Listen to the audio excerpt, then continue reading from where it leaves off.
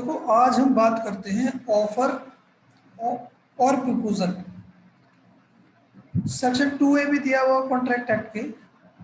Offer अगर और proposal की हम बात करें तो इंडियन लॉ में इसे प्रपोजल कहते हैं और इंग्लिश लॉ में ऑफर। केवल इतना डिफरेंस है, बाकी कोई अंतर नहीं। अब ऑफर की अगर हम डेफिनेशन की बात करें तो सेक्शन 2A कहता है when one person signifies to another. अब यहाँ पे जो सिग्निफिकेंस है, सिग्निफाइज है किसी दूसरे व्यक्ति को, और सिग्निफाइज क्या कर रहा है, हिज विलिंगनेस टू डू और abstain from doing.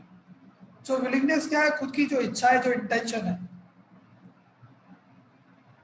To do और एब्सटेन फ्रॉम डूइंग एनीथिंग, किसी काम को करने या ना करने में, with a view to obtaining the assent of that other person, और इस आशय के साथ कि सामने वाला व्यक्ति उस काम को करने में आइदर टू सच एक्ट और एब्सटिनेंस, या उस कार्य से प्रवृत्त रहने में अपनी सहमति देगा, that said person is said to make a proposal. अब वहां वो व्यक्ति उसमें जो प्रस्ताव करता हुआ कहा जाएगा। ये कल हमने देख लिया था भैया। यहाँ तक अगर डेफिनेशन में किसी को कोई डाउट है, अगर किसी को डेफिनेशन समझ में नहीं आई है तो एक बार पूछ लीजिए, क्योंकि फिर मैं इसमें आगे चलता हूँ।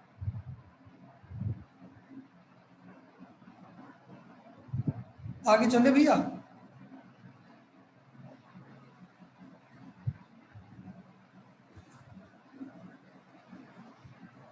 रिप्लाई किसी का नहीं आया। जी सर, चल दीजिए सर। ठीक है। और मान लीजिए अगर हम एग्रीमेंट की बात करते हैं तो एग्रीमेंट के लिए जो सबसे पहला स्टेप होता है दैट इज कॉल्ड ऑफर, और फिर एक्सेप्टेंस। ये दो एलिमेंट ही बताए हैं। तो जो किसी भी एग्रीमेंट के लिए या कॉन्ट्रैक्ट के लिए अगर कोई फाउंडेशन स्टोन है, जो फाउंडेशन फिगर है, जो फाउंडेशन फ्लोर है, उसके लिए ऑफर की हम जरूर बात करते हैं, क्योंकि ऑफर से कोई जर्नी स्टार्ट होती है। अब ऑफर से जब वो जर्नी स्टार्ट होगी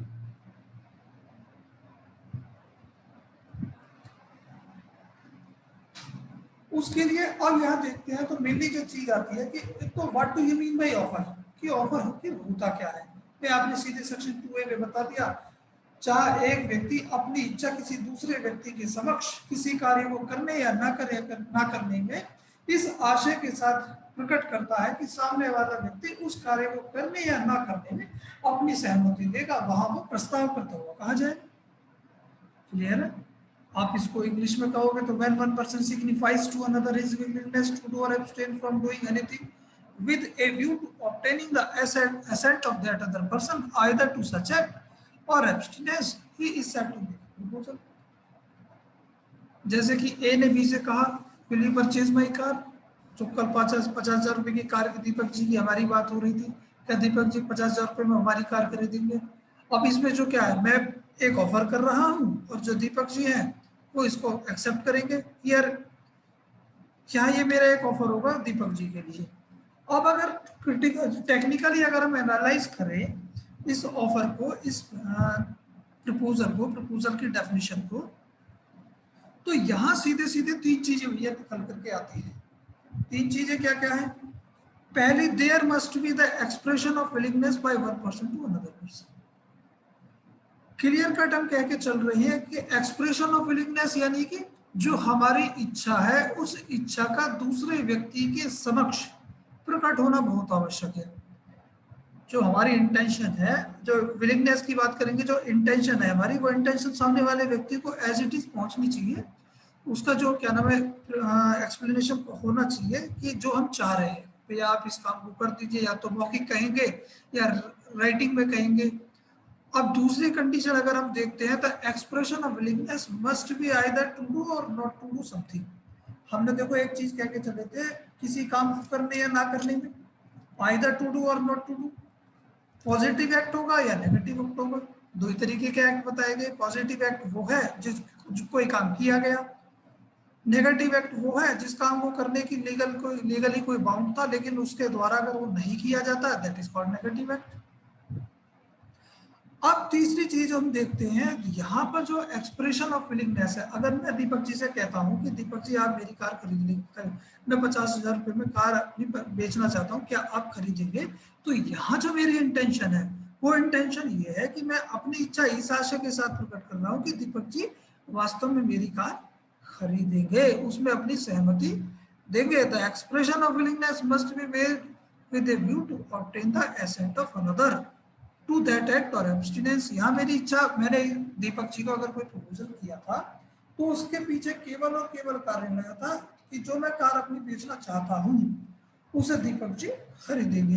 या मैं कहता हूँ कि दीपक जी कल आप क्लास में अटेंड मत होइएगा, क्लास में उपस्थित ना होइएगा, इसके कहने के पीछे जो इंटेंशन है मेरी वो ये है कि कल वो क्लास में उपस्थित नहीं होंगे। अब अगर हम इसे ब्रॉडली सेंस में देखें, broadly sense in the sense, फिर हम ये देखते हैं कि इसको पूरा तरीके से एलोबरेट कर दीजिए सेक्शन 2A को। जब सेक्शन 2A को पूरे तरीके से एलोबरेट करेंगे वहां हम देखेंगे कि आखिर क्या क्या मेन चीज हो सकती है, क्या क्या इसके मुख्य एसेंशियल पार्ट हो सकते हैं। मुख्य एसेंशियल इन द सेंस, भाई अगर हम ऑफर की बात, अब यहाँ ऑफर की जब हम बात करते हैं तो ऑफर के पीछे जो इंटेंशन है, किसी इंटेंशन हमारी कैसी होनी चाहिए, कोई लीगल रिलेशन क्रिएट करनी है। लीगल रिलेशन देखो सीधा सा है भैया, जब ऑफर और एक्सेप्टेंस की हम बात करते हैं तो वहां पर जो मेन चीज ये आती है कि जो सीधे सीधे से आप इंटेंशन देखेंगे, किसी काम को करने या ना करने के पीछे जो इंटेंशन है वो ऐसी होनी चाहिए जिससे कोई लीगल रिलेशन क्रिएट होता हो।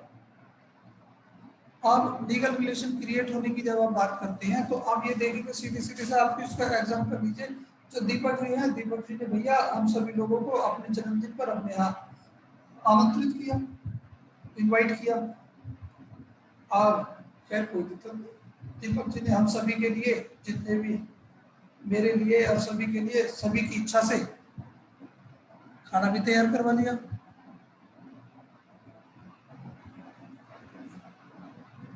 और ठीक ठाक मात्रा में इन्होंने खाना भी तैयार कराया।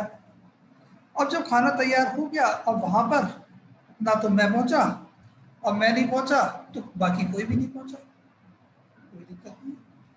दीपक जी बड़े परेशान, खाना इनका सारा ऐसे कैसे ही बच गया। खैर कोई नहीं, इन्होंने भी कॉन्ट्रैक्ट एक्ट पढ़ा हुआ कि भैया जब मैंने बुलाया, यानी कि इन्होंने कह तो दी, कार्ड भेजा कि हाँ ठीक है जी दीपक जी आपके यहाँ पर आएंगे, लेकिन आए हैं नहीं। इन्होंने एक सूट फाइल कर दिया हम सबके खिलाफ कि भैया मैंने अपने जन्मदिन पर इन सभी लोगों को आमंत्रित किया था कार्ड के द्वारा, इन लोगों ने कार्ड हमारा एक्सेप्ट कर लिया था और मौखिक रूप से कहा भी था कि आपके जन्मदिन पर समय से उपस्थित रहेंगे, लेकिन कोई भी नहीं आया, जिस वजह से इतना खाना मेरा बचा है और इस खाने की भरपाई ये लोग करेंगे। कोर्ट ने मना कर दिया, कह दिया क्योंकि भैया आपके इस ट्रांजैक्शन के पीछे, ये जो ट्रांजैक्शन आप लोगों के बीच में हुआ है, ये जो सारी चीजें हुई है, इसके पीछे कोई लीगल रिलेशन क्रिएट करने की कोई इंटेंशन नहीं थी। दैट्स वाई जो दीपक जी हैं वो एलिजिबल नहीं होंगे क्लेम करने के लिए। कलाई हल्दर वर्सेस शेख का केस है, आप इसको ऐसे याद रखिएगा। अब दूसरी चीज क्या है, आप दूसरा केस देख लीजिए, बालफर वर्सेस बालफर का। तो वो बालफर वर्सेस बालफर को कोई बताएगा मुझे, अगर किसी ने पढ़ा हुआ है तो। सर इसमें सर एक ऑफिसर और उसकी वाइफ सर ब्रिटेन में रह रहे होते हैं, तो जब उनका सर वापस जाने का टाइम आता है तो डॉक्टर उनकी वाइफ को ट्रैवल करने से मना कर देता है, तो वो खुद ही अकेले चले जाते हैं और कहते हैं कि मैं आपको कुछ amount of money her month भेजता रहूँगा।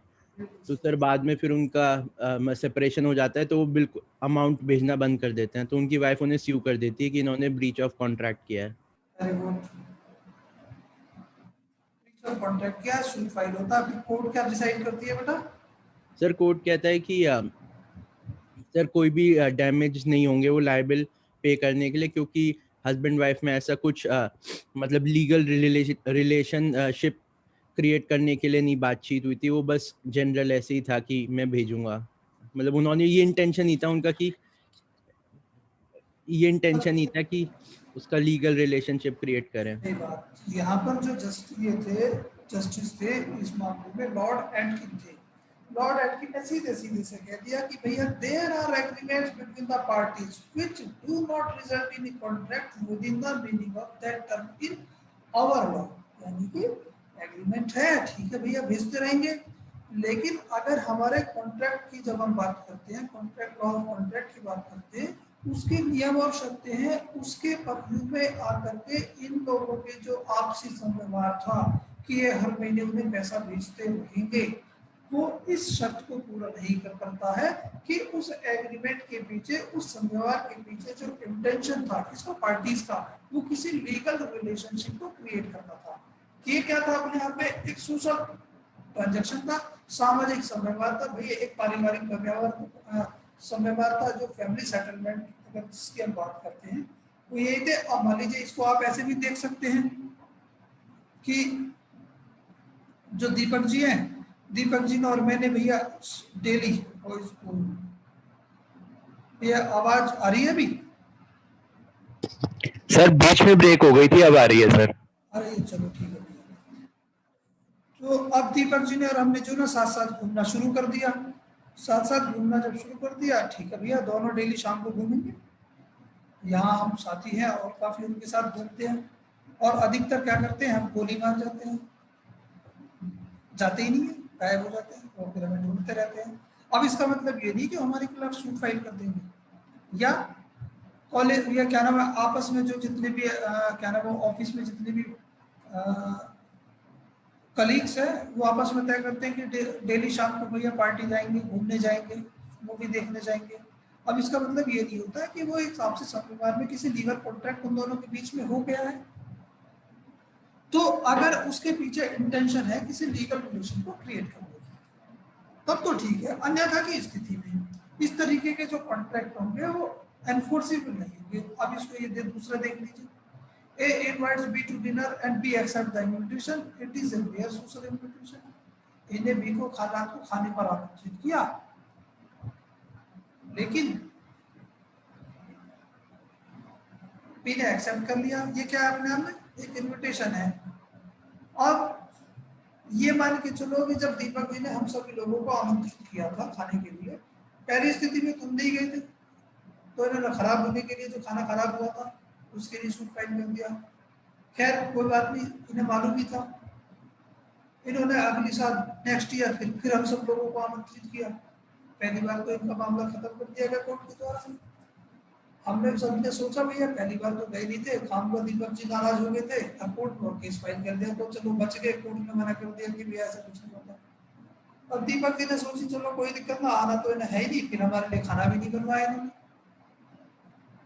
अब जब खाना नहीं बनवाया पहुंच गए हम सब लोग, और देखा हमारे लिए खाना है ही नहीं। और दीपक जी बोले सर वो खाना तो खत्म हो गया, आपको ऐसे ही लेना पड़ेगा सबको। अब हम सभी लोग बिगड़ गए, हमने इनके खिलाफ सूट फाइल कर दिया, कोर्ट ने कह दिया नहीं।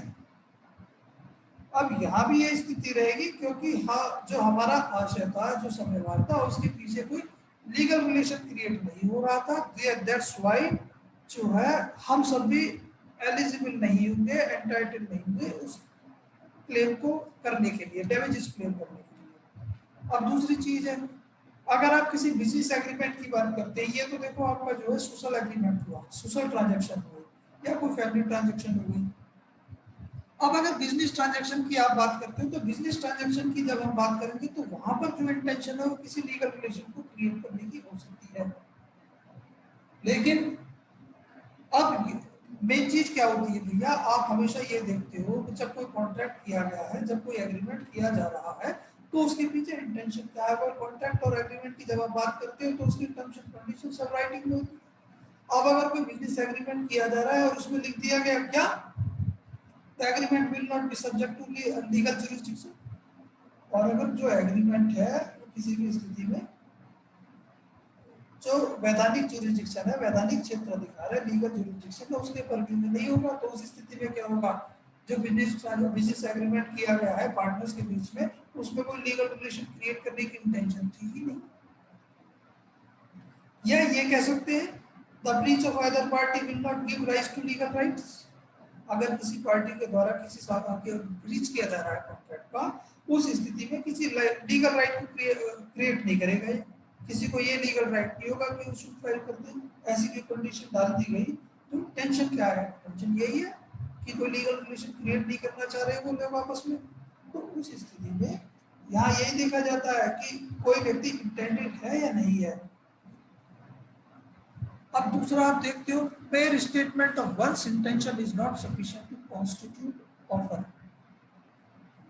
bare statement of one's intention यानी कि अगर मेरी कोई इच्छा है, मैं केवल अगर आपको अपनी इच्छा बता रहा हूँ, और खाली जो मेरी इच्छा को बताना ये अपने आप में एक ऑफर नहीं हो सकता। इसके लिए वीक्स वर्सेस टाइबोर्ड का केस है। वीक्स वर्सेस टाइबोर्ड का केस भैया कोई बताएगा, किसी को सर हो तो? सर मैं बताऊं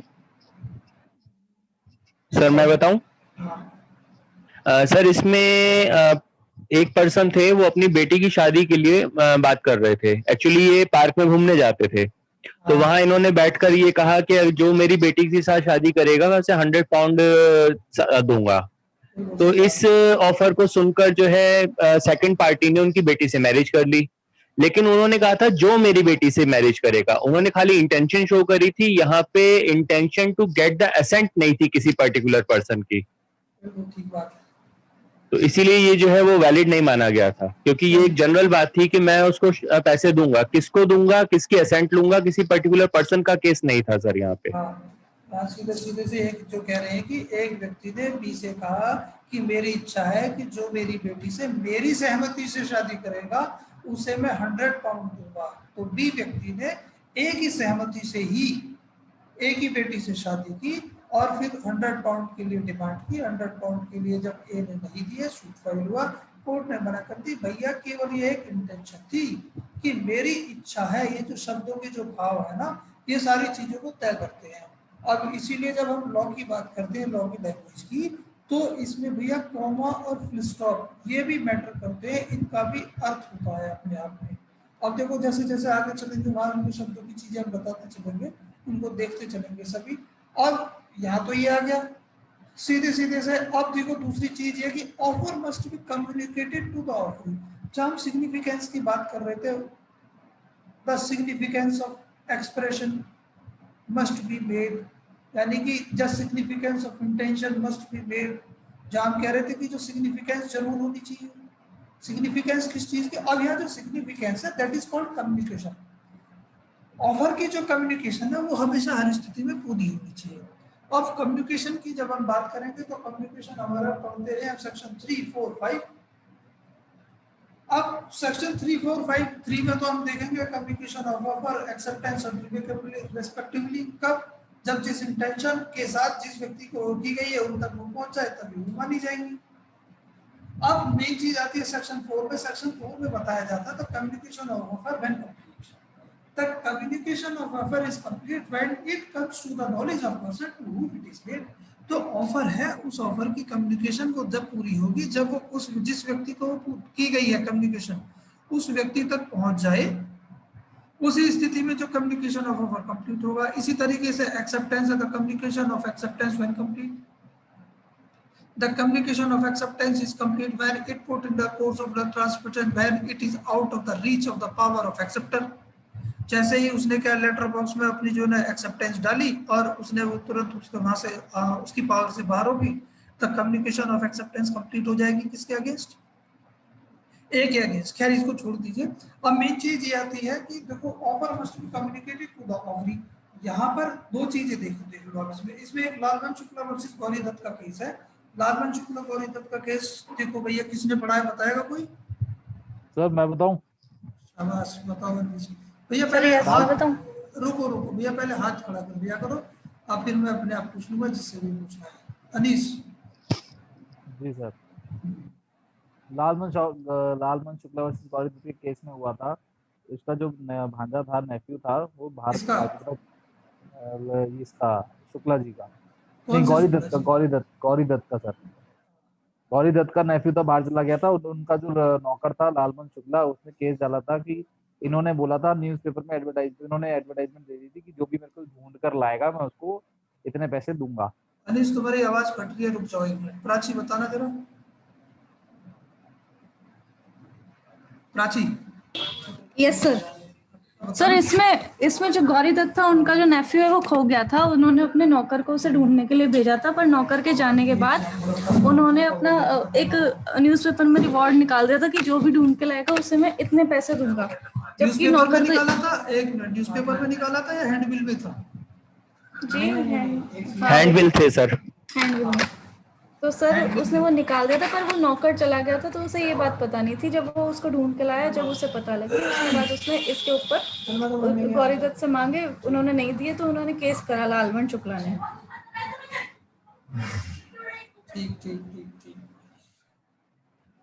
भाई सीधा सा है, देखो लालबन शुक्ला और गौरी दत्त की जब हम बात करते हैं, जो लालबन शुक्ला जी हैं वो गौरी दत्त के यहाँ पर मुनीम जी थे, और गौरी दत्त जो उनका भतीजा था वो कहीं चला गया, उसको काफी ढूंढा गया, खैर वो भतीजा उन्हें नहीं मिला। अब उसको ढूंढने के लिए उन्होंने लालबन शुक्ला जी को भेज दिया, जैसा कि प्राची ने भी बताया और अनीश ने भी बताया। और उसके पीछे से जब वो चले गए, क्योंकि भैया गौरी दत्त को तो चिंता थी कि भतीजा किसी भी तरीके से मिल जाए, उन्होंने उनके पीछे एक एडवर्टीजमेंट निकाला। एडवर्टीजमेंट इन द सेंस जो हैंडबिल है उसके द्वारा एक संसूचना फैलाई गई कि जो भी उनके भतीजे को ढूंढ करके लाएगा उसे वो कुछ इनाम देंगे, रिवार्ड देंगे। लालबन शुक्ला जी उसको ढूंढ कर ले आए, लेकिन उन्हें कुछ दिया नहीं। उसके लिए लालबन शुक्ला जी ने सूट फाइल कर दिया। अब कोर्ट ने डिसाइड किया कि क्योंकि इस बात की सूचना लालबन शुक्ला जी को नहीं थी,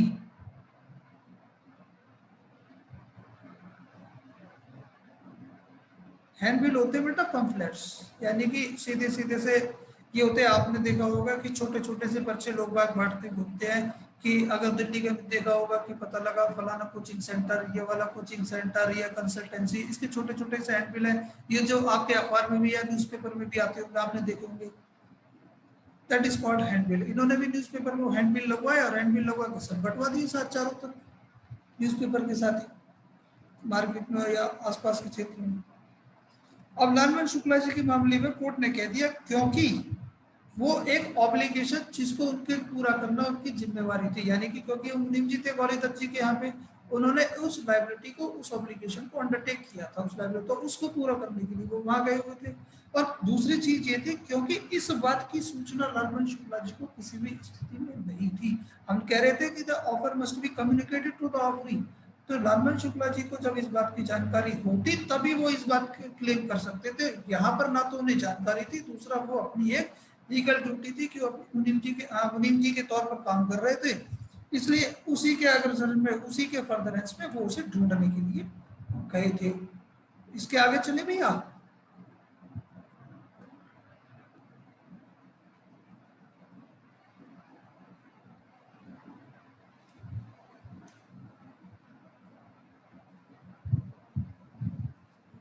अब invitation to offer is not the same thing as offer itself. दो चीजें हैं, एक होता ऑफर, एक होता इनविटेशन टू ऑफर।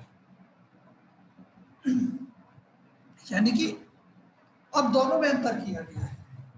जो इनविटेशन यानी कि किसी व्यक्ति को आमंत्रित किया जा रहा है कि वो भैया आकर के ऑफर करें, वो अलग चीज है, जबकि ऑफर अलग चीज है। अब इसमें बम्पर हॉल पेन की हम बात करते हैं। अब बम्पर हॉल पेन का देखो, दिव्या बताएगी, दिव्या पढ़ा होगा बेटा।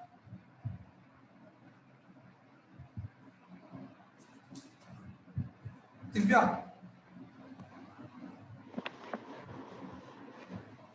जी सर। पढ़ा है बेटा ये केस? सर थोड़ा थोड़ा याद ये वाला तो। कोई बात नहीं, देखो किसको याद है फिर कौन बताएगा। एक मिनट रुक जाओ बेटा, कोई बात नहीं। खुश, शाबाश खुश। सर इसमें ये बम्पर हॉल पेन के लिए लोएस्ट कोट मांगते हैं, तो क्या ये कहते हैं कि we want to purchase Bumper Hall Pen, quote your lowest quote, तो वो कहते हैं the lowest quote for Bumper Hall Pen is this. और तो फिर सर इस पे थोड़ा डिस्प्यूट अराइज हो जाता है, तो कोर्ट कहता है कि इन्होंने ऑफर नहीं था, ये सर इनविटेशन टू ऑफर था बस। इसमें ऐसा नहीं है बेटा, इसमें जो प्लेंटिफ है, प्लेंटिफ ने टेलीग्राफ किया और उसने दो क्वेश्चन पूछे, will you sell your Bumper Hall Pen to us and quote your lowest price. दो चीजें पूछी, क्या आप अपना जो बम्पर हॉल पेन है उसे आप हमें बेचेंगे, पहली।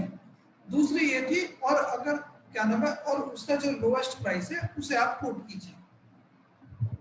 दूसरी तरफ जो डिफेंडेंट है, डिफेंडेंट ने रिप्लाई किया और जो सीधे सीधे से केवल एक चीज बताया कि लोएस्ट प्राइस इज 900 पाउंड। उन्होंने कह दिया कि जो लोएस्ट प्राइस है वो 900 पाउंड है। अब इसके आगे पूरा कर दो, कर सकते हो तो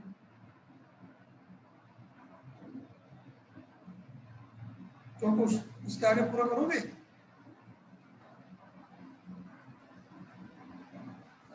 चलो मैं पूरा कर देता हूँ इसको। अब जब प्लेंटिफ के पास जो है डिफेंडेंट का रिप्लाई आ जाता है, जो प्लेंटिफ है वो तुरंत जो है टेलीग्राम करते हैं कि जो है we agree to buy this per hall pen at 900 pound. Defendant ने रिफ्यूज कर दिया, आई डोंट वांट टू से, उन्होंने केस फाइल कर दिया।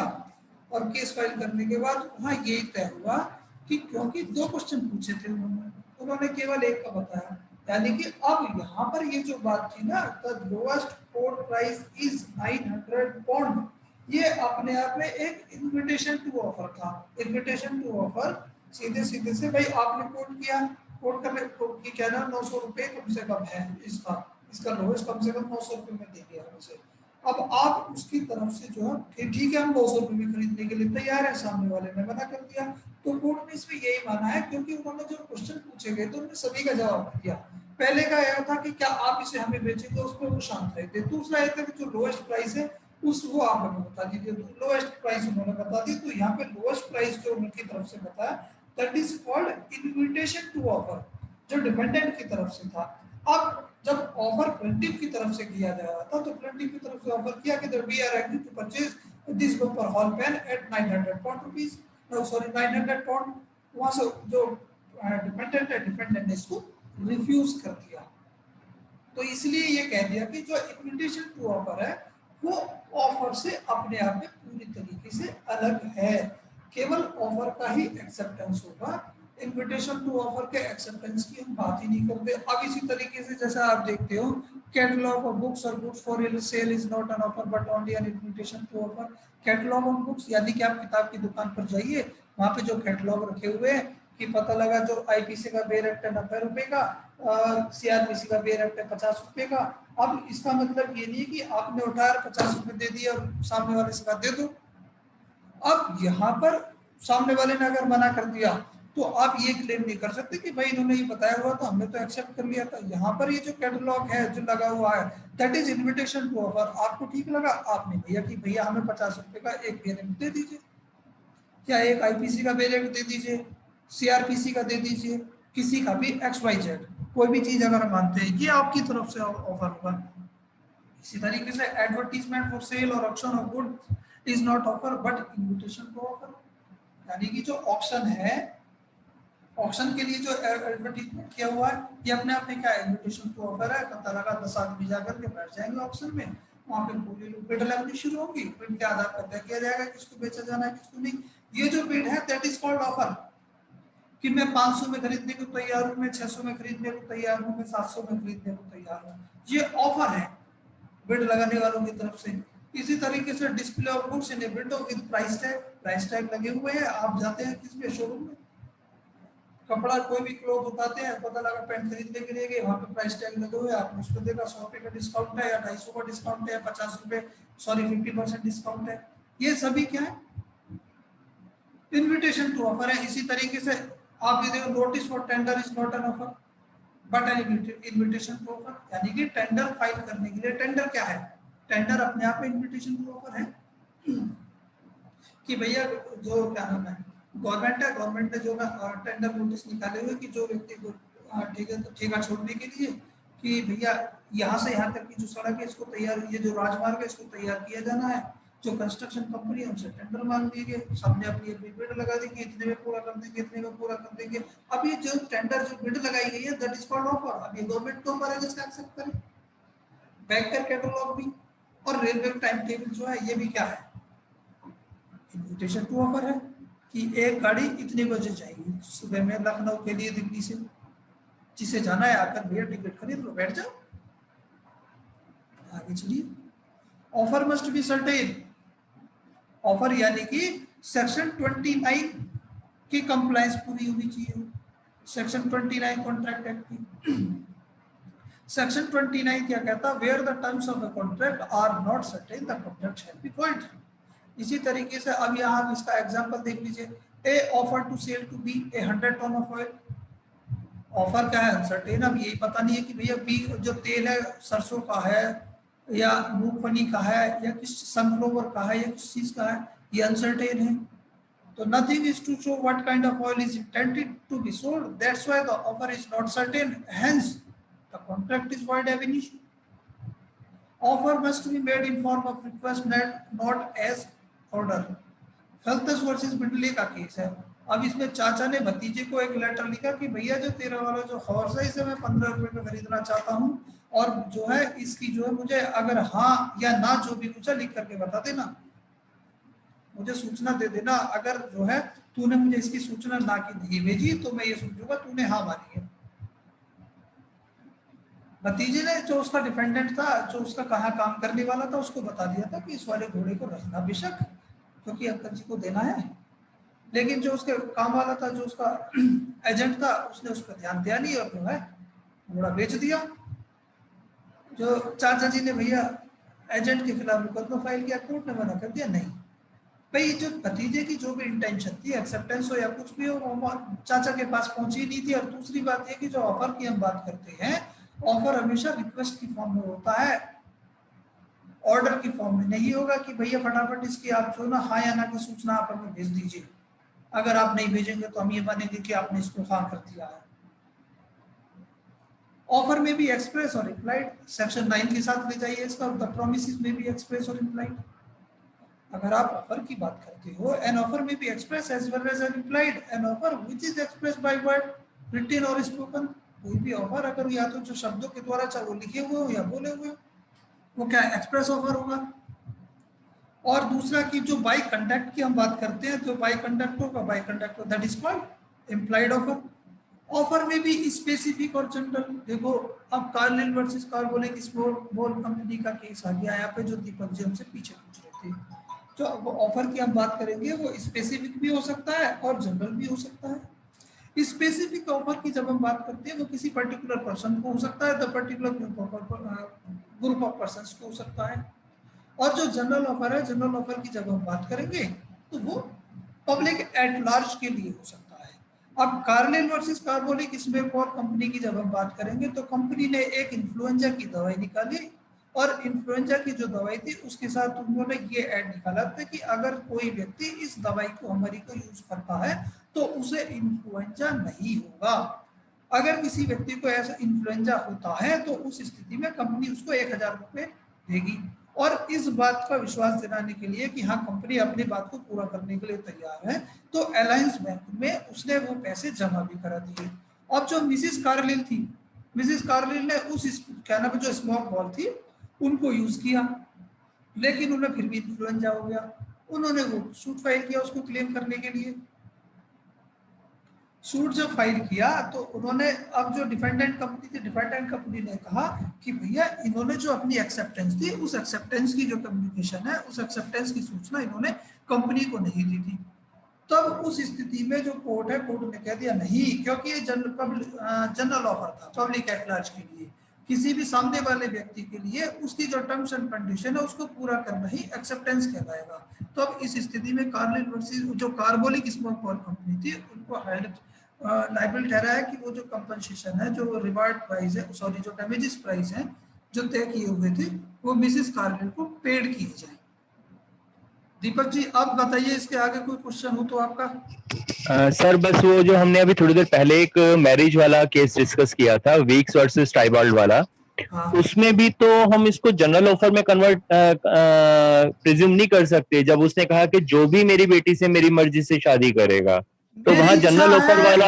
आप प्रॉब्लम ये है, आप शब्दों पे कोई ध्यान नहीं देता। मेरी इच्छा है, अगर कोई व्यक्ति मेरी इच्छा से, मेरी सहमति से मेरी बेटी से शादी करेगा तो मैं उसे 1000 रुपये दूंगा। मेरी इच्छा है। अब यहाँ पे it is my intention, it is not a offer. नहीं आई बात समझ में? तो सर जब वो कह रहा है कि जो मेरी बेटी से शादी करेगा मैं उसे 100 रुपीज दूंगा, मेन चीज ये है कि ऑफर तो हुआ ही नहीं है। Mayor intention is not constitute A offer. मैं वही डिफरेंस नहीं समझ पा रहा हूँ सर, वही चीज समझना चाह रहा हूँ। भाई मेरी इच्छा है कि मैं मूवी देखना चाहता हूँ, आप मुझे मूवी दिखाने ले गए या फिर मुझसे पैसे मांगो। मेरी इच्छा है कि मैं मूवी देखना चाहता हूँ, ठीक है, ये मेरी इच्छा है। मैंने ये नहीं कहा आपसे कि आप मुझे मूवी दिखा कर लाइए, मैं आपको पैसे पेड करूंगा या आपको 1000 रुपये इनाम में दूंगा। मेरी इच्छा है, तो वहां भी उसने वो इंटेंशन थी।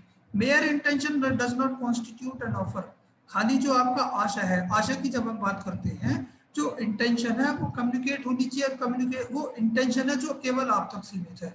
अब जो ठीक है। इंटेंशन को सिग्निफाइज किया जा रहा है वो डिफरेंट थी। ये अभी ऑफर नहीं हुआ है। ऑफर ये है कि मैं अपनी बेट में उसमें क्या आप वहां पर जो सीधी सी बात है वो, अब देखो कि ए ने बी से कहा था, जी पब्लिक एट लार्ज के लिए नहीं था, वो एक ठीक है। स्पेसिफिक ऑफर, स्पेसिफिक बात थी जो किसी स्पेसिफिक पर्सन से कही जाती थी। जनरल ऑफर की जब आप बात करेंगे वो पब्लिक एट लार्ज के लिए किया जाएगा कि जो कोई ओके भी व्यक्ति। अब यहाँ पर जब स्पेसिफिक क्या किसी पर्टिकुलर पर्सन से आप बात कर रहे हो, तो वहां पे स्पेसिफिक पर्सन से स्पेसिफिक बात कही गई थी और वो ठीक है सर। इंटेंशन को एक्सप्रेस किया था, ना कि ऑफर की बात हुई थी वहाँ। ठीक है सर, मतलब जो जनरल ऑफर होगा उसमें पब्लिक एट लार्ज को कम्युनिकेशन होगा, ये डिफरेंस आ जाएगा दोनों में सर। बिल्कुल। अच्छा, कुछ ठीक है कुछ सर। कह रहे थे भैया आप, कुछ। सर ये कार्बोलिक स्मोक बॉल कंपनी में सर, अगर ये कंपनी सर बैंक में डिपॉजिट नहीं कराती सम जो ये देने के लिए सोचा है इन्होंने, तो भी सर क्लेम क्या? कर सकते थे, तो भी क्लेम कर सकते थे। ठीक है सर। ठीक है, तो भी वो तो खाली इस बात का एश्योर दिलाने के लिए कंपनी ने इस बात की जो ना कंपनी देना चाहती है, जो बात कंपनी कह रही है उस बात से कंपनी मुतमीन है अपनी बात से और उस पर रहेगी, इसलिए उन्होंने बैंक में जमा कराए थे वो पैसे। लेकिन अगर कंपनी बैंक में ना भी जमा कराती तो भी उस स्थिति में भी कंपनी से वो पैसे क्लेम किए जा सकते हैं। Okay sir.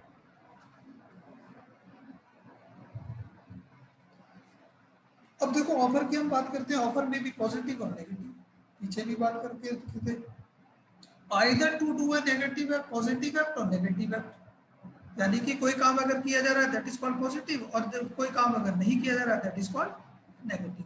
अब देखो ऑफर में भी कंडीशनल और अनकंडीशनल। ऑफर की जब हम बात करते हैं कि भैया मैं आपको अपनी कार 50,000 रुपए में बेचूंगा अगर आप मुझे पहले मिठाई खिलाएंगे, तो ये कंडीशनल ऑफर है। कंडीशनल ऑफर सीधे सीधे से कि जिसके साथ एक कंडीशन जुड़ी हुई है।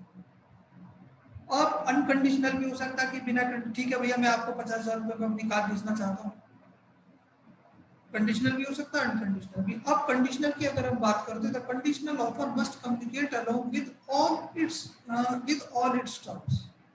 जो कंडीशनल ऑफर की हम बात करेंगे तो उसके साथ भैया जितनी भी उसकी शर्तें हैं वो भी पूरी की पूरी कम्युनिकेट होनी चाहिए। अब इसमें आप देखिए हेंडरसन वर्सेस स्टीवेंसन का केस देखिए। हेंडरसन वर्सेस स्टीवेंसन का जो केस है उसमें रेलवे कंपनी से उसने टिकट परचेज किया और उसके फ्रंट पर कुछ भी नहीं लिखा हुआ था, क्योंकि उसके जो नियम और शर्तें थी वो पीछे लिखी हुई थी टिकट के पीछे लिखी हुई। खैर कोई दिक्कत नहीं, माल खो गया या कुछ भी हुआ तो कोर्ट ने मना कर दिया कि भैया क्योंकि नियम और शर्तों के लिए फ्रंट पर कोई चीज मेंशन नहीं है, इसलिए जो रेलवे कंपनी है वो उसके लिए लायबिल है। अब दूसरा जो केस आप देखते हैं Parker versus south eastern railway company का केस है। इसमें सीधे सीधे से लिखा हुआ था टिकट के ऊपर फॉर कंडीशन सी बैक, नियम और शर्तों के लिए आप टिकट को पलट दीजिएगा। टिकट जैसी आपने पलटेंगे वहां लिखा कि अगर टिकट खो जाता है तो इसकी जिम्मेवारी टिकट खरीदने वाले की होगी, रेलवे कंपनी की कोई जिम्मेवारी नहीं है, आप इसे किसी दूसरे व्यक्ति को हस्तांतरित नहीं करेंगे, ये सारी चीजें। तो अब उस स्थिति में यहाँ पर अगर कोई क्लेम किया जाता है तब रेलवे कंपनी इस बात के लिए लायबल नहीं है। दूसरा आप देखते हैं ऑफर में भी revoked at any time before its acceptance. जब आप सेक्शन 5 में जाकर के देखोगे वहां देखते हैं कि revocation of offer and acceptance, revocation of offer and acceptance को आप देखोगे कि एक्सेप्टेंस को आप कब रिवोक कर सकते हो, ऑफर को कब रिवोक कर सकते हो। तो ऑफर को रिवोक करने की जब हम बात करते हैं तो an offer may be revoked at any time before its acceptance, सीधा ये लिखा हुआ है। स्टीवेंसन वर्सेस एमसीडीएम का केस है, इसमें एक व्यक्ति ने सीधे सीधे से एक्सेप्ट ऑफर भेजा कि मैं अपना जो घर है वो 25,000 रुपये में बेचना चाहता हूँ, अगर आप इसे खरीदने के इच्छुक हैं तो 15 दिन के अंदर आप इसकी जो है स्वीकृति की सूचना मुझे भेज दें। डिफेंडेंट इससे पहले की स्वीकृति की सूचना भेजता, जो प्लेंटिफ है इससे पहले की स्वीकृति की सूचना भेजता, डिफेंडेंट ने उसको क्या नाम है रिवोक कर दिया। 15 दिन से पहले ही दूसरा लेटर भेज दिया कि भैया मैं अब जो है अपना मकान नहीं बेचना चाहता हूँ, अतः आप स्वस्थ रहें, सुरक्षित रहें, अपने घर पर रहें। प्लेंटिफ ने केस फाइल कर दिया, कोर्ट ने मना कर दिया, कह दिया कि भैया an offer may be revoked at any time before its acceptance. Accept कब होगा? एक्सेप्टेंस जो कब होगा? तब when the acceptance has been put in the course of transmission as it out of the reach of the power of acceptor, जो section 4 में दिया हुआ है। The communication of acceptance when complete, the communication of acceptance is complete as against the offerer, as against the proposal when it put into course of a transmission as it out of the reach of the power of acceptor। जो communication, जो सहमति की, जो स्वीकृति की, स्वीकृति की जो संसूचना है उस दिन उस समय पूरी हो जाएगी जैसे ही जो स्वीकृत करने वाला है उसे ट्रांसमिट कर दे, और ट्रांसमिट करते ही वो स्वीकृत करने वाले की पकड़ से बाहर हो जाए, तब वो प्रस्ताव करने वाले व्यक्ति के विरुद्ध पूरी मानी जाएगी। Offerer can not impose upon the offeree an obligation to refuse. जैसे आपने चाचा भतीजे वाला देखा, वहां उसने कहा था कि अगर आपने मना करना है तो आप भैया उसको मना करने की, उसकी ना की संसूचना भी हमें दे दे, अन्यथा की स्थिति में मैं इसे मानूंगा। ऐसी कोई इम्पोज, ऐसी कोई कंडीशन उस पर नहीं लगा सकते। भगवान दास वर्सेस गिरधारी लाल, दोनों को आप देख लीजिएगा। अब इसमें आगे देख लीजिएगा, ऑफर और इन्विटेशन टू ऑफर की जब हम बात कर रहे थे, ऑफर से मतलब क्या है और इन्विटेशन से मतलब क्या है?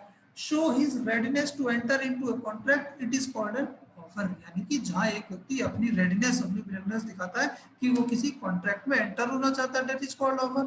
और यहाँ पे क्या है? Person invite offer to make an offer to him, यानी कि एक प्रपोजल, एक प्रस्ताव देता है कि आप आकर के भैया अपनी जो ऑफर है, अपना प्रस्ताव हमारे समक्ष रख दीजिए। पर्पस ऑफ एंट्री कॉन्ट्रैक्ट, किसी संविदा को एंटर करना है या किसी ऑफर को ऑफर के लिए प्रस्ताव दिया गया है। रिजल्ट क्या है? एक कॉन्ट्रैक्ट है और इसका रिजल्ट एक ऑफर है। आप इसके एग्जांपल देख लीजिए, application filed in by way perspective application to the institution student seeking admission in educational institution. अब issue of prospectus by a company and education institution, सीधा सा है कि जो प्रोस्पेक्टस है, प्रोस्पेक्टस जो रखे हुए हैं ये क्या है? और इनविटेशन टू ऑफर है। और जैसे ही उस प्रोस्पेक्टस को भर करके स्टूडेंट जमा करा देता है, that is called offer. Kinds of offer देख लीजिए, express, implied, specific, general, cross, counter, standing offer and continuous offer. अब देखो एक्सप्रेस ऑफर को तो हम पीछे भी देगा, ऑफर में प्रोमिसेस में भी एक्सप्रेस और इम्प्लाइड, जहां कह दिया कि when the words are in writing or spoken, that is called express offer. Implied by conduct हो सकता है। अब स्पेसिफिक ऑफर भी जब इसकी किसी पर्टिकुलर पर्सन के लिए हो, when the offer expressly communication the offer said to be an express। और जब स्पेसिफिक की हम बात करते हैं, when to a particular person or group of person it can be accepted only by that person। अब इसको ऐसे देख लीजिए कि भाई साहब जो मनीष का पेन खो गया और उसने ब्लैक बोर्ड पे लिखा, अगर मेरे कॉलेज का कोई भी व्यक्ति मेरा पेन ढूंढ करके देगा तो मैं उसे 100 रुपये दूंगा। तो ये क्या है? ये स्पेसिफिक ऑफर है, यानी कि एक स्पेसिफिक ग्रुप को एक ऑफर दिया। स्पेसिफिक ग्रुप क्या है? जो वो कॉलेज है जिस कॉलेज में मनीष जी पढ़ रहे हैं, ठीक है। या दीपक जी से कहा, दीपक जी अगर आप मेरा पेन ढूंढ कर मुझे दे दोगे तो मैं आपको 100 रुपये दूंगा, तब ये स्पेसिफिक ऑफर होगा। जनरल ऑफर क्या है? जो पब्लिक एट लार्ज के लिए क्या हुआ? It means an offer which is based to a public in general. General offer can be accepted by anyone by fulfil its terms and condition. General offer किसी भी व्यक्ति के द्वारा हो सकता है, किसी भी व्यक्ति के द्वारा एक्सेप्ट किया जा सकता है। तो communication of acceptance is not necessary in case of general offer. अब जब जनरल ऑफर की हम बात करेंगे तो उसके लिए कम्युनिकेशन की जरूरत नहीं है, खाली इतना ही सफिशिएंट है। जो हम क्या नाम है Carlin versus carbolic smoke ball company में देखा कि जैसे ही प्लेंटिफ ने उसकी नियम और शर्तों का पूर्णतया पालन किया, जो बताए गए तरीके थे उस तरीके में उसने स्मॉल बॉल को यूज किया, तो उस स्थिति में ये माना जाएगा कि उसने वो ऑफर है, जनरल ऑफर है, उसको एक्सेप्ट कर लिया है। चलो ये तो केस देख लीजिएगा। अब दूसरा, एक होता क्रॉस ऑफर, एक होता काउंटर ऑफर। क्रॉस ऑफर और काउंटर ऑफर कौन बताएगा मुझे?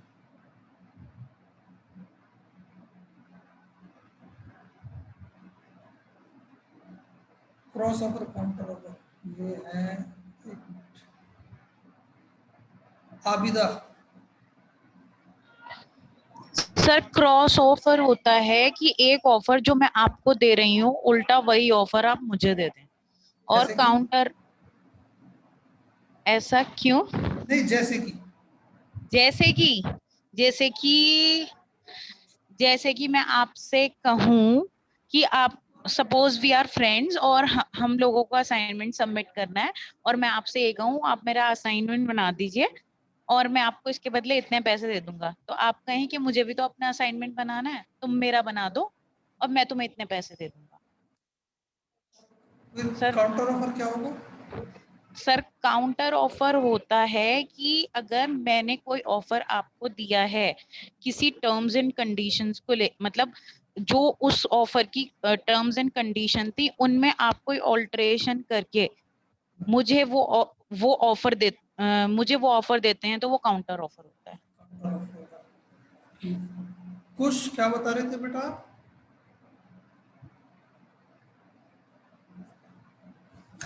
कुछ नहीं सर, मुझे नहीं आता। करते हैं, ये देखो आबिदा बिल्कुल ठीक कह रही है। क्रॉस ऑफर में बिल्कुल इस तरीके से कि मैं अपना मकान दीपक जी बेचना चाहता हूँ, मैंने एक लेटर लिखा, दीपक जी को लिख दिया कि दीपक जी मैं अपना एक मकान है, मेरे पास एक मकान है, उसे मैं 50,000 रुपये में आपको बेचना चाहता हूँ, इनके पास भेज दिया। साइमल्टेनियसली इन्होंने भी मुझे एक लेटर लिखा कि सर आपका जो मकान है उसे मैं आपसे 50,000 रुपये में खरीदना चाहता हूँ, इन्होंने मुझे वो लेटर भेज दिया। अब ये जो ऑफर है that is called cross offer. ठीक है, अब काउंटर ऑफर की जब हम बात करते हैं कि मैंने लिखा कि दीपक जी मैं आपको अपना मकान 50,000 रुपये में बेचना चाहता हूँ, आबिदा ने जैसे कहा कि भैया कुछ ना अल्ट्रेशन करके वापस करते हैं, दीपक जी ने कहा ठीक है सर मैं 40,000 में खरीदना चाहता हूँ, मैं तैयार हूँ। तो इन्होंने क्या किया, अब ये दीपक जी की तरफ से जो ऑफर है that is called counter offer. और स्टैंडिंग और कंटिन्यूअस ऑफर क्या है, जो किसी पर्टिकुलर टाइम तक के लिए है, सेल सेल सेल, एक महीने तक के लिए, that is called standing offer. हाँ दीपक जी कुछ कह रहे हैं आप? सर जो आबिदा जी का एग्जाम्पल था वो डिफरेंट था थोड़ा, और जो आपने दिया वो उससे थोड़ा सा डिफरेंट हो गया। आबिदा ने कहा देखो ये जी रुको एक मिनट, मेन चीज है कि देखो उन्होंने जो कहा है वो उसकी इंटेंशन जो है वो केवल मैं समझ पा रहा हूँ, क्योंकि मुझे ये पता है उनके शब्दों को बाकी लोग नहीं समझ पाए हैं, नहीं, इसलिए मैंने मैं उनका पॉइंट समझ गया, लेकिन वो जो कंफ्यूजन क्रिएट हुआ मैं वो क्लियर करना चाह रहा हूँ सर। कंफ्यूजन मत क्रिएट करो, क्रॉस ओवर समझ गए? जी, जो आपने एग्जाम्पल दिया वो समझ गया सर, मैं जो इन्होंने कहा वो भी समझ में आया मेरे को, लेकिन दोनों के पॉइंट क्योंकि अलग थे तो थोड़ा सा एक कंफ्यूजन सा क्रिएट हो गया था। कंफ्यूजन क्या है? जैसे आपने कहा कि आप मकान बेचना चाहते हैं, आपने ऑफर दिया 50,000 में, मैंने भी सेम ऑफर दिया कि मैं आपका मकान खरीदना चाहता हूँ 50,000 में। यहाँ पे जो जी पहली बात तो ये कि भाई मैंने आपको लेटर भेजा है भैया, आपको नहीं पता मैंने आपको भेजा है नहीं भेजा, ठीक है, साइमल्टेनियसली सेम टाइम आपने मुझे ये लेटर भेजा है अपनी तरफ से, मेरे ऑफर की आपको जानकारी नहीं है, आपके ऑफर की मुझे जानकारी नहीं थी। Right sir. ठीक लेकिन है, हमारे वाले केस में जो आपने मेरे को लेटर लिखा और मैंने आपको लेटर लिखा, जो कॉन्ट्रैक्ट का सब्जेक्ट मैटर था वो सेम था, हाउस, और वो प्राइस भी सेम था। जो आबिदा वाला केस था उसमें उन्होंने कहा कि मैं तुम मेरा असाइनमेंट लिख दो, और बल्कि मैंने कहा कि तुम मेरा लिख दो, तो यहाँ पे सब्जेक्ट मैटर चेंज हो गया। तो बात अगर तो वही आ सब्जेक्ट गई मैटर ना। चेंज, हाँ मैं वही क्लियर करना चाह रहा हूँ सर कि अगर सब्जेक्ट मैटर चेंज हो जाता है तो भी क्या वो क्रॉस ऑफर में ही कहलाएगा? मेन तो ये है कि आप समझोगे कैसे, समझना तो ये है कि सब्जेक्ट मैटर चेंज नहीं होगा, लेकिन जब क्रॉस ओवर की बात करते हैं तो फिर वो उसी समय, अब यहाँ पे सब्जेक्ट मैटर ये है कि यहाँ पे जो सर्विसेज की बात करेंगे वो सब्जेक्ट मैटर हो सकता है। अच्छा उन्होंने समझाने वाले भी में बताया था। हाँ मैं सर वही क्लियर करना चाह रहा हूँ, मैं बेसिकली ये जानना चाह रहा हूँ, जैसे आपने मेरे को लेटर लिखा कि आप अपना मकान 50,000 में बेचना चाहते हैं, मुझे उसकी इंफॉर्मेशन नहीं थी। अगर बाई चांस मैं आपको ये लेटर लिखूं कि मैं आपको अपना मकान 50,000 में बेच रहा हूं, तो क्या वो क्रॉस ऑफर होगा? क्योंकि पहले में मकान आपका था, दूसरे में मकान मेरा है, मैं ये चीज क्लियर करना चाह रहा हूँ। सब्जेक्ट मैटर चेंज नहीं होगा, क्या क्रॉस ओवर नहीं होगा? हाँ यही चीज क्लियर कर रहा हूँ सर मैं। ये क्रॉस ओवर नहीं होगा। ठीक है सर। अब दूसरा आप देखते हैं भैया स्टैंडिंग और कंटिन्यूअस ऑफर। काउंटर ऑफर को देख लीजिएगा, when the offer give qualified acceptance to the offer subject modified and variation of the terms of original offer, that is called counter offer. खैर इस पर ये देख लीजिए standing open and continuous offer. An offer is allowed to remain open for acceptance over a period of times is shown as standing, open or continuous offer. Tender for supply of goods is a kind of standing offer.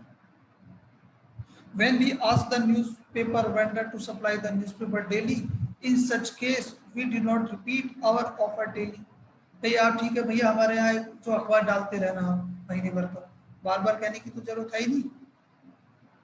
क्या तो ये है कि आपने उसे 1 महीने का advance दे दिया तो आपको सीधे सीधे से क्या है एक पर्टिकुलर ट्रांजैक्शन हो गया, 1 महीने तक वो आपको अखबार देंगे। अब ये हुआ कि आप भैया हमारे यहाँ अखबार डालते रहना, संडे वाले दिन आप मना कर देते हो कि भैया संडे को अखबार मत डालना, हम नहीं होंगे, फिर मंडे को स्पेशली कहलवाते हो। तो एग्जाम्पल की तरह आप इसको लेंगे तो इस तरीके का जो ऑफर होगा दैट इज कॉल्ड कंटिन्यूअस और स्टैंडिंग ऑफर, जो एक पर्टिकुलर टाइम तक चलता रहेगा। भैया यहाँ तक अगर किसी को कोई डाउट हो तो भैया पूछ लीजिएगा।